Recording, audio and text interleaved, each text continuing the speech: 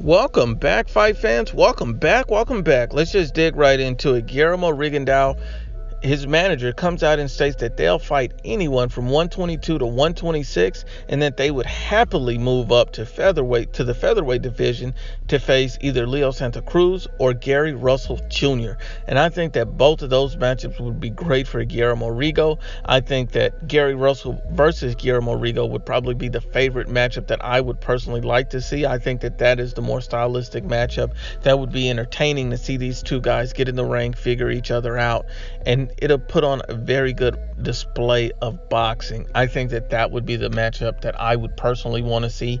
The Gary Russell versus Leo Santa Cruz for me is a different matchup, and I would like to see that matchup on its own. But the premier matchup for me right now, I have to say, is Gary Russell Jr.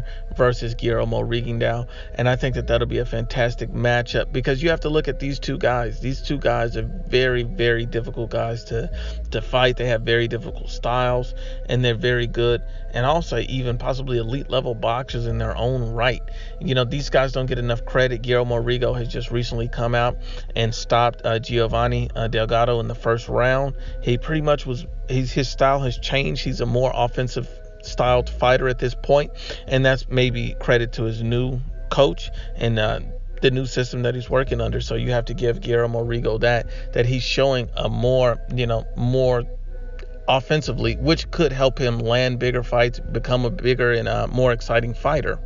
The one knock on Guillermo Rigo is that he was a little bit too defensive previously and he didn't throw enough punches. So you have to understand that being more offensive minded for Guillermo Rigo, who does pack a very good punch, is what you want from him. You want Guillermo Rigondeaux to show more. You know, Guillermo Rigo, if you look at his dimension, he's listed as 38 years old. He's 5'5" with a 68-inch reach. Now, on the other hand, if you look at the dimensions of a Gary Russell Jr., he's 30 years old. He's 5'4.5" with a 64-inch reach. So Guillermo Rigo has to have the dimensions advantage over Gary Russell Jr., but I don't think that's enough to sway anything. I think Gary Russell Jr., since he's such a talented boxer, since he has the youth on his side, I think that I would have to favor Gary Russell Jr. in that fight at this point, especially since Guillermo Rigo is coming off such a long layoff and a defeat. Yes, he just picked up this win, but he didn't really get any rounds in. It was just the first round knockout. Yes, he did look impressive, and he seems more offensive minded, so I think it would be a very close technical fight.